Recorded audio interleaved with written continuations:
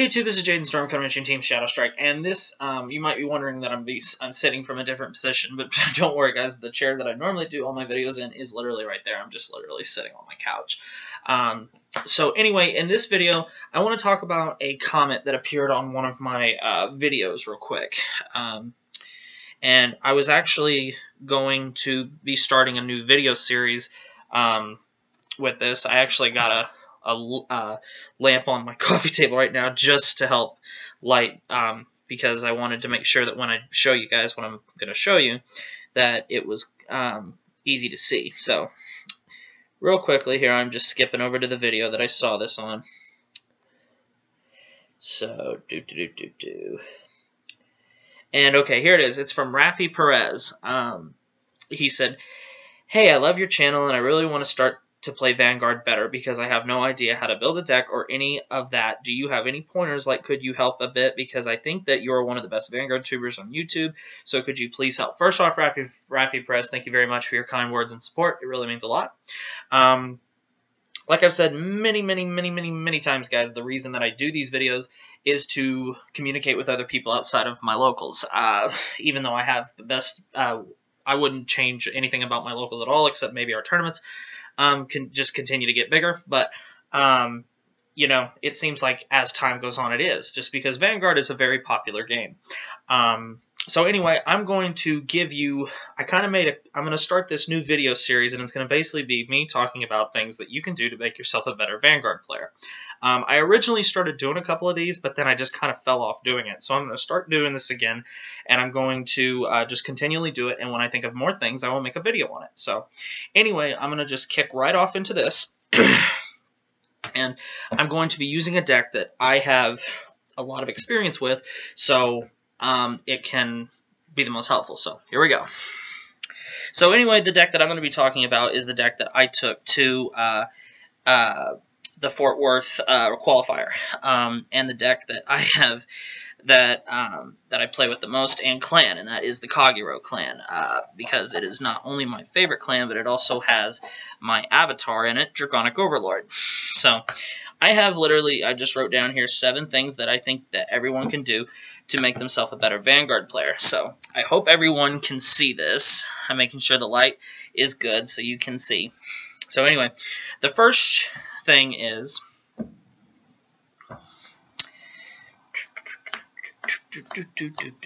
let me spread these out here real quick.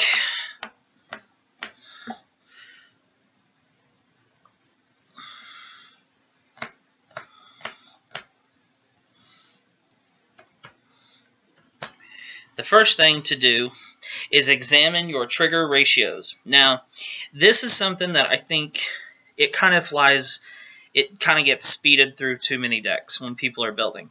Now, what I mean by examining your trigger ratios is every deck has its strengths, it has its weaknesses, and your triggers are meant to help you either A, feed off those advantages, give you advantages that your deck doesn't have, or just, you know, for the simple fact being they'll help your deck the most.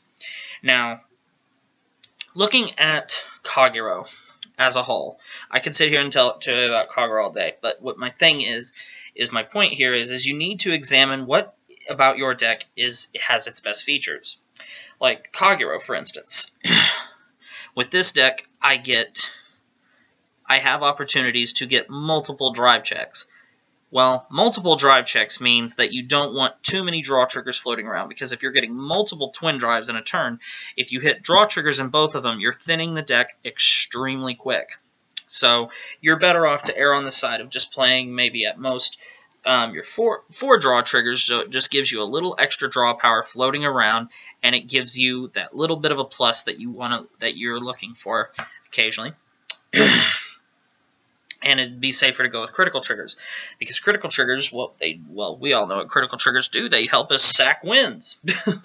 So, examining your trigger ratios. Try different ratios, guys. Just because you start a deck out by playing 12 crit or 8 crit or 6 crit, it does not mean that you can't change, guys. I've played a deck that literally I've played decks that have played 12 crit. I've played decks that have played 8 crit, 7 crit. You know, I've just kind of floated all over the place. You don't get this in your head that there's only one way to play a deck. So the first one is examining your trigger ratios. So the second one we're going to look at is examining your key cards and techs. Now, let me describe to you what a key card is. Okay, well, there's three keywords that I like to think of when I'm talking about building a deck. There is your key cards, which... Key cards. Key cards. Your techs.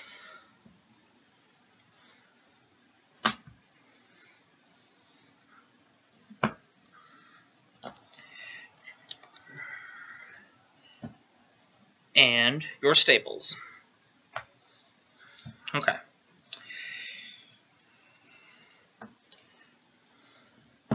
Okay, so here's the three words that I look about when I'm building a deck. Your key cards, your techs, your staples. Now, sometimes a tech can also be considered a staple. Now, let me explain to you what I mean by each term. First off, key cards. Key cards, obviously, based just common sense will tell you, they're generally the cards that you need to complete the deck and that make the deck why it's so good. I think it's fair to say that these two cards right here are the reason this deck does so well. You know, you can say, well, they have a lot of support too, but yes, these are the two that are the reason that you play the deck. So, your key cards of this deck, for example, would be Draconic Overlord and Draconic Overlord the Rebirth. Now let's look at techs. A tech, what I define as a tech, is a card that is in the deck literally just for an extra bullet on the belt, if you will. Just an extra weapon that you have, like this card, for instance. Dragon Monk Gojo. He is a tech, but he's also kind of a staple for my clan, Kagero, because there's not one Kagero deck out there that can't play Gojo, and it's not good. You know, but in this deck, he is my tech, because a lot of people are... I saw a lot of people, even there were some people that didn't play him at all in their Rebirth deck. But I like Gojo for the simple fact being he helps me get... He's a card that helps me feed another card. So, like for example, okay, one of the other techs that we have, or I guess staples for this deck that this deck can produce, is Draconic Burnout. Well, Draconic Burnout, we all know how he works. You have to have an Overlord, which would be one of your two key cards in the drop zone, and then you Soul Blast one, and then you can retire a unit. Well, Gojo and another card, Griffin, help feed this. Now, this is a staple in Rebirth decks, Griffin. Because if this helps you to where you're always going to hit your break ride, and you're not going to have to worry about riding Rebirth before you have to ride Overlord. Gojo just helps this deck even more, because it's in this way it is a tech, because it gives me another outlet to get those Overlords to the drop zone to fuel for Burnout. So that's what that's basically what I mean by tech. But I mean, like I said, tech can mean any. Tech can just simply mean another card in the deck that it might surprise your opponent. And some techs are more techier, I guess, if you want to make that a term, than others. Like Gojo. Gojo probably won't surprise a lot of people just because he's a staple in Kagero decks. I mean, for God's sake, every Kagero deck out there can play this card, because Kagero is one of the clans that have just not gotten a whole lot of stipulations put on them. That's why they're so OP. Now let's talk about our staples. The two staples in this deck are pretty self-explanatory. Every deck is going to play Perfect Guards, or they should at least. And you're going to have floor slots in your grade 1s taken up by your Perfect Guards. And then for this card, not this card specifically, but your gainers, I've heard them called. Now,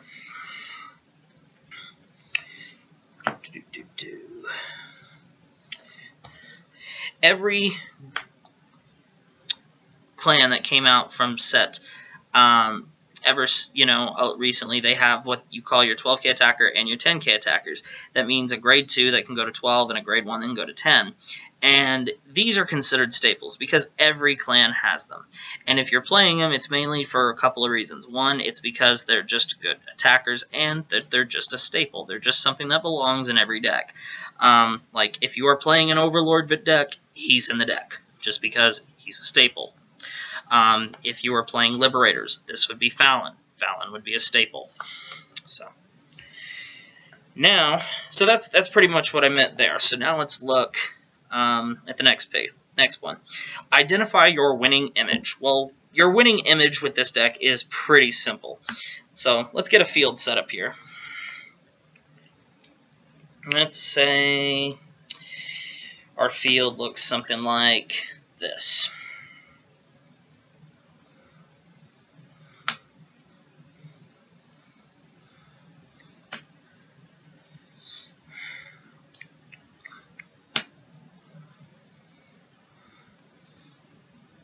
Where is it? There we go. Okay, so let's say our field looks something similar to this, and we have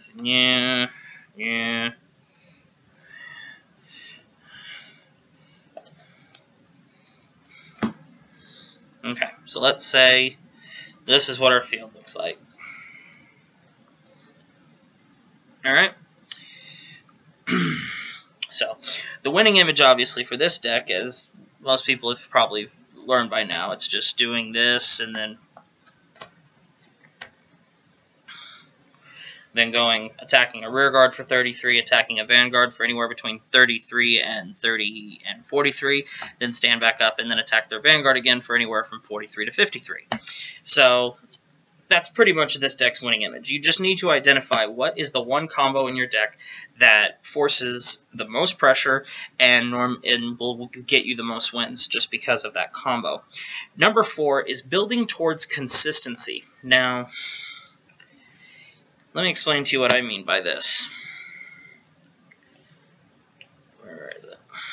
Okay, when I think of consistency,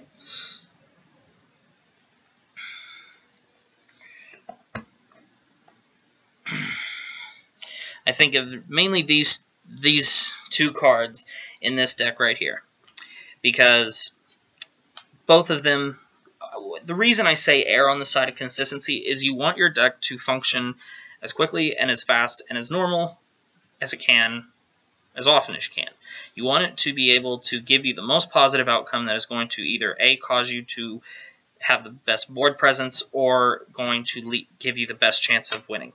So the first thing that I look at is when you are picking your starter, pick which one that is going to benefit you the most. Now, Kagero's one downside is we really don't have a whole lot of starters to pick from. Pretty much any Kagero deck right now, this is the starter, because it is just the air side of consistency. Now, there's another starter that you can play with Rebirth, and it's called Lizard Soldier Fargo, and I've talked about him before. He's good, but he's not consistent, because he is normally in the mirror match going to get nuked, and he is good, but this is just more consistent. Erring on the side of consistency, guys, is something that you will see that will make you win more games than other people, just because you're going with consistency.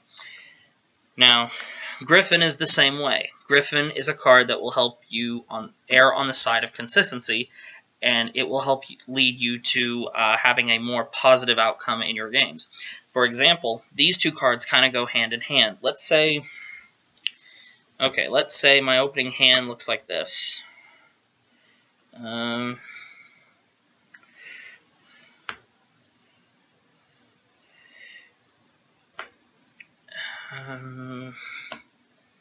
Let's say my opening hand looks like this, okay?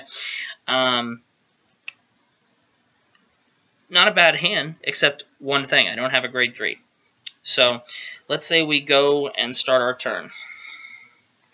Say we draw Gojo. Ride Gojo, slide out. So now, this right here, what he gives us is he gives us a kind of like a safety net that we can use to help get our grade 3. Now, in this opening hand, you can kind of look and decide, okay, what do you want to do? If you were going first, you can use Gojo's skill. But let's just say, just for argument's sake, we were going second. So let's say we attacked and we drove check a heal trigger, okay? So, wasted heal. Then what you can do is when you ride your grade 2 and you use his skill, let's say you look at the top 5 and you just get a rebirth. Well, you add it to your hand because you don't have a grade 3. What Griffin gives you guys is he gives you a way to err on the side of consistency and get the grade 3 you want. Then, looking at your hand, you don't have such a bad hand anymore. You have the start of your grade 3, you have a good card in your hand to use to help you accumulate some more draw power or another tech. You have one of your key cards that help you push for victory, and then you got a little bit of shield. So then let's say, you know, because in this case then, what you could do is go, bam, Soul Blast 2 away, get yourself another card. Let's say we draw ourselves another card, and then we could just go attack, and then next turn, we are on the grade 3 that we want that will lead us to our winning image. So, erring on that side, it's going to improve your chances of winning by a lot if you just build towards consistency.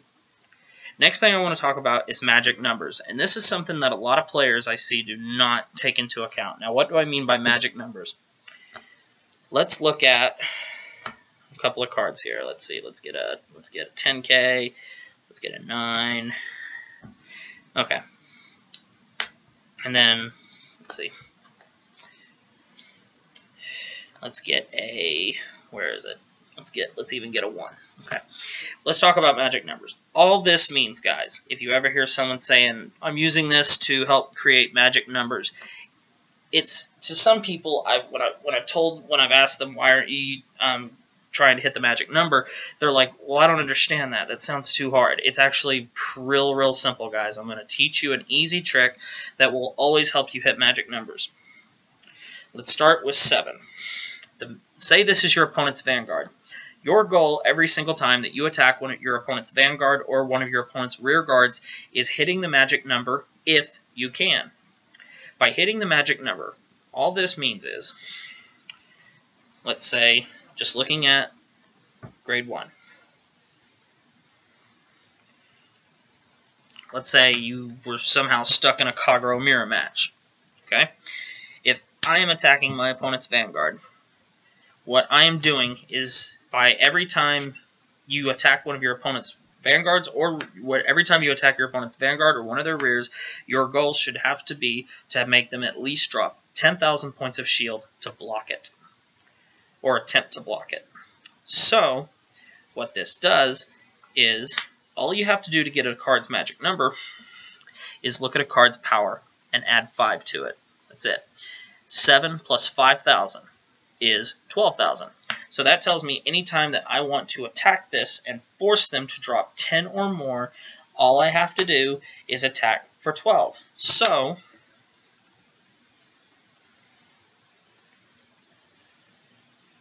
let's see here. Give me another grade 1. There it is. So if I was going to attack this Gojo that you see right here, there we go. That looks a little bit better. All I have to do is attack and hit at least 12. 7, 7, 14. That means my opponent has to drop at least 10,000 points of shield to block it. Now, so that's basically all a magic number is being able to, is looking at a card's power and adding 5,000 to it. That gives you a card's magic number. So, let's look at a couple others. 9. What would 9's magic number be? 14,000. So you need to hit at least 14 for your opponent to have to drop at least 10k to block it. 10, magic number, 15. 11, 16,000. Cross-ride body, 18.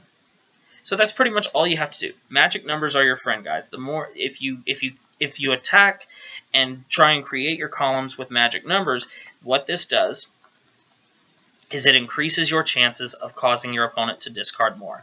So, like, one formation that I really like doing with this deck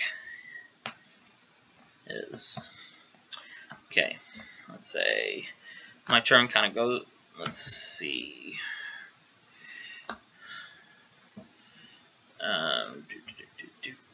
Let's see.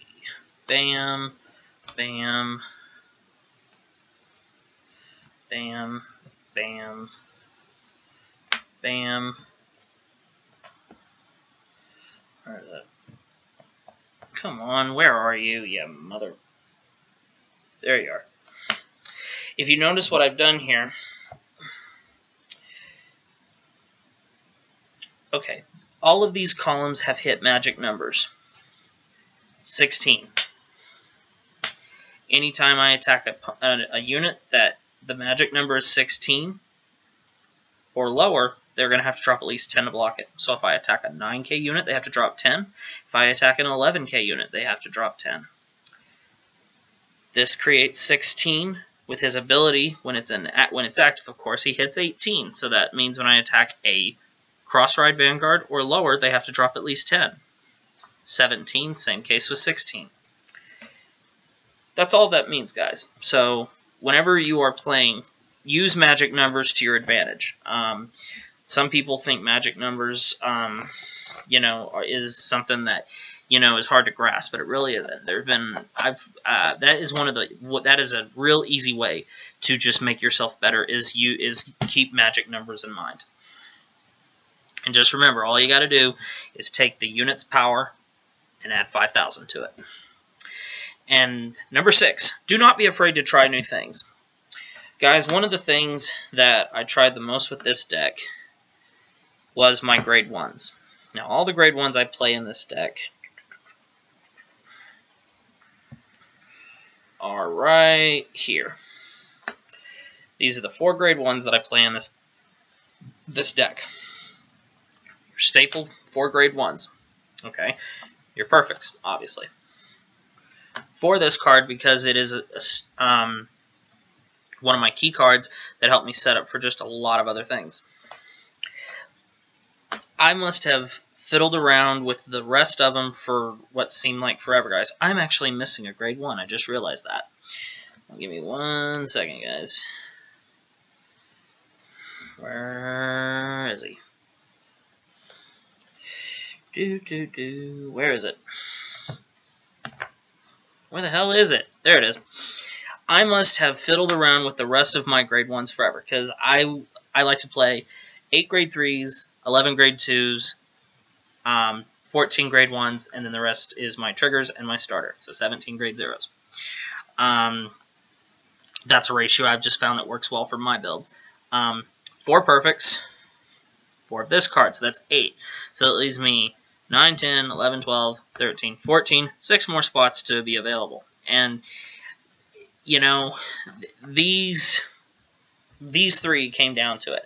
I must have tried every grade 1 in the Kagero family. I tried Heat Nail, Salamander. I tried Dragon Mage Kimnara.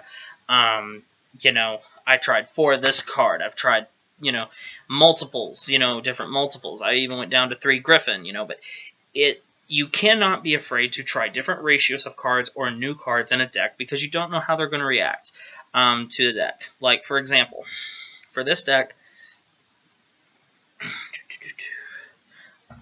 let me dig them out here real quick, guys.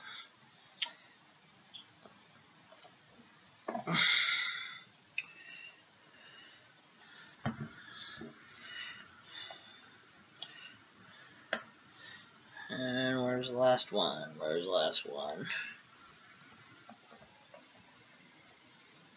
There it is. So what I decided to do with my final bit when I had 6 to pick from, I decided to go on the side of going with 3 Gojo, just because I want to be able to have a discard outlet in this deck whenever I want one. If I don't have a Griffin in hand, he is a continuous discard outlet for me. So I decided to go with 3 of him for erring on the side of consistency. Then I decided to throw in 2 copies of Violence Horn, the 10k attacker for Overlord decks. The reason this is because with this deck, your opponent is going to pick off your front row rear guards because you need 5 to lock. This at least still serves as a good front row rear guard because he can still swing for 10 and still hit magic numbers in the 16s and sometimes even 20s when he put a trigger boost on him. And then for the last one, I just decided to tech in one copy of Wyvern Calamity Tower Wyvern. The reason is guys, when going back to trigger ratios for a second, when I was doing my triggers for this deck, I originally started the deck out at 7 crit, 5 draw, 4 heal. And I decided, you know, and I started out with 3 Gatlings and 2 Seal Dragon Artipeaks. Well, I then went to 6 draw triggers and realized very quickly that that was not a good option for obvious reasons. You thin the deck way too insanely. So I went back to 5. Well, the problem with that, with running 5 is, if you hit all your draw triggers in early game, when you do your 6 drive checks with Rebirth, it kind of thins your deck pretty quickly throughout the rest of the game. So I decided that 4 draw triggers were the best because it still gives you that plus you like. I still have Gojos, so I can throw out dead cards and try and draw a better one. And I also am going to be thinning the deck with this guy to search for my break rides, and also just taking out dead grade 3s. So that was something that, you know, I literally just had to continually try new things until I found the right formula. And then it came to the fact, okay, when I was only going to play 4 draw trigger, was I going to play Artipeak or Gatling Claw? Gatling Claw is an amazing card, but I didn't want any more Counterblast to be present in the deck, except for my Overlords minus my starter, which obviously is Red Pulse Draco Kid, and he's around here somewhere. So, you know, I decided to go with the 4 Artipeak. So that is that's the reason I went there. So, don't be afraid to try new things, guys. And number 7, and this is, out of all of the steps that I've given you in this video, this is by far the most important, so listen very carefully. Do not give up on a deck. You know, don't just look forward to building the deck forever and then just your first formula doesn't work and just go, okay, screw it, I'm done with the deck, I'm not going to touch it anymore, my first idea didn't work. Guys, let me share a little secret with you. Normally, the first version of a deck that you build, whether it's, I don't care if you've known about the deck for a long time. I knew about this deck, guys, for a while. I'm talking about a year. You know, 6, 7, 8, 9 months. I mean, for a long frickin' time. And I thought, you know, that, you know, the build that I had, it was good. It was the very first build I ever posted on the channel. But if you go back and look at that very first build to the last updated deck profile I did of this, they are nothing alike. They are totally different. And, you know, and it's because guys, I did so much reconnaissance with this deck. I tried all kinds of new things to just make sure that the deck was the best that it possibly could be. If you stay hungry and you keep trying new things, you play on the side of consistency, you're going to find the right build of a deck. So the number one, so that is probably the 7th one that I'm doing here. That is probably the most important out of all the 7 steps that I've given you. Don't give up on a deck just because the first draft does not work out or you see some problems with it. When you do go back and you look at that first draft and you have played, you know, 5, 10 games with it, think, okay, what problems am I having? What are the deck's weaknesses? Why am I losing? Why am I winning? You know, just ask yourself those questions, and then you can build off that. So let's just go through the reasons, the 7 things one more time. Number 1, examine your trigger ratios. Are you playing enough crits? Are you playing too many crits? Are you playing enough draws? Are you playing not enough draws? What? 2, examine your key cards, techs, and staples. Make sure you can identify them. 3, identify your winning image. What combo in the deck leads you to victory more times than anything else? 4, build towards consistency. Build your deck to where that it's going to perform the best it can, as consistently as possible. Build toward the most popular outcome. Number 5, magic numbers. Remember, look at the card's power, add 5k, 5,000 to it. That's a card's magic number. Magic numbers are your friends. Number 6, do not be afraid to try new things. Do not be afraid to try a new card in a deck that you didn't think possibly could work. Just say, you know what, I'm going to throw it in there and see what happens. And number 7, stay committed. Do not give up on a deck in the early getting prepared phase. So anyway, guys, I hope this helped. It was almost a half hour, but I had a lot of stuff to talk about. So I literally made this video, guys, because I was thinking about doing it, and then when I saw this comment on my video, I knew that it was probably now a good move to do so. So I hope this really helped you guys. If you did enjoy this video, please let me know, and I can do more of these in the future. If there's a specific thing that you want me to talk about, like deck building, like if you want me to show you a video of how I build a deck, I'll do that. If you want to see me do a video about me I don't care. If you can think of a way that I can show you how to be a better player, please tell me, and I will do whatever I can to think of a way to show you guys how to improve it.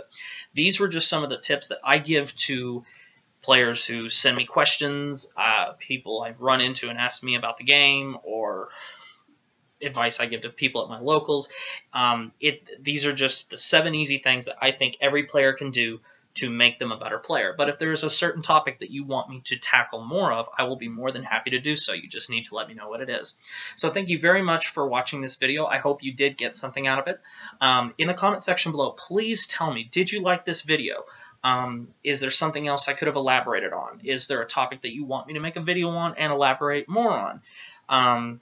You just need to let me know. So in the comment section below, guys, please leave me some feedback. I don't care what, just please leave me feedback, guys. The way I can make my videos better, the more feedback you give me, the better they can be. If you ever want to send me a video suggestion, all you have to do is leave it in the comment section below, or even you can send it to me at the team's email website at teamshadowstrike@gmail.com. In the word team, the E is a 3. That's all that's different. So there you go, guys. I hope you guys enjoy this. I hope you got something out of it. So please make sure you like, comment, subscribe to my channel if you already haven't. I do deck profiles, random discussions, all kinds of fun things. I do giveaways every month, and just for fun, remember, guys, I will be giving away a free copy of Omega Ruby or Alpha Sapphire in the month of December for my Christmas monthly giveaway. So thank you very much. Make sure you like, subscribe, thumbs up this channel, share it with your friends, and I'll see you next time.